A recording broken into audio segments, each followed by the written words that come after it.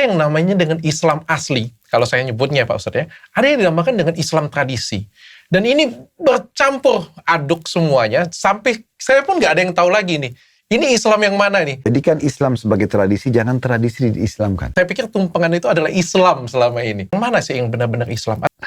Saya kurang setuju kalau mengatakan belajar Islam itu berarti dari Ustaz Salafi. Belajarlah Islam dari orang yang memahami Islam itu dengan benar. Lebih seperti itu sih. Kalau istilah Salafi itu kan teman-teman kita yang menyampaikan kemurnian agama. Misalnya, setiap kali ada yang ditanyakan sebuah hukum, maka pasti akan dikedepankan dalil. Ayat Al-Qur'annya ini, hadis Nabi ini. Contoh dari sahabat seperti ini. Nah, sahabat-sahabat Nabi itu diistilahkan dengan kaum salaf.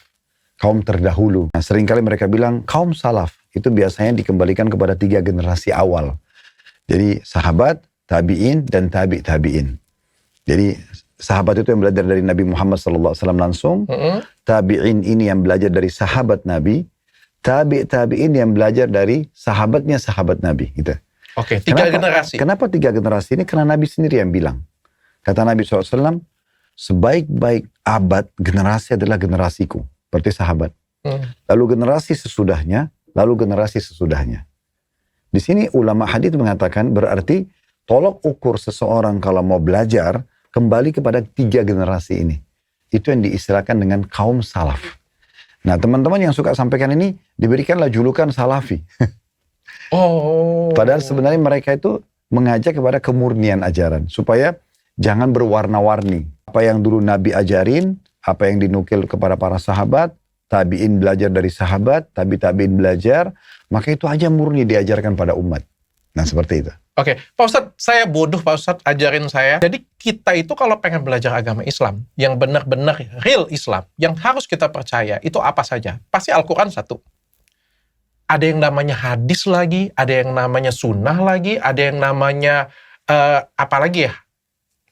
Kata kiai lagi, yang mana sih yang harus kita dengerin dan harus kita pelajarin dengan benar-benar ini real Islam? Oke. Al-Quran kita sepakat dulu ya. Kitabullah dan kalamullah. Dia kitabnya Allah dan perkataan Allah murni. Al-Quran bukan makhluk. Gitu. Dia rujukan semua umat Islam seluruh dunia. Terdiri dari 114 surah. Semuanya otentik. Dari awal turun sampai menjelang hari kiamat akan sama.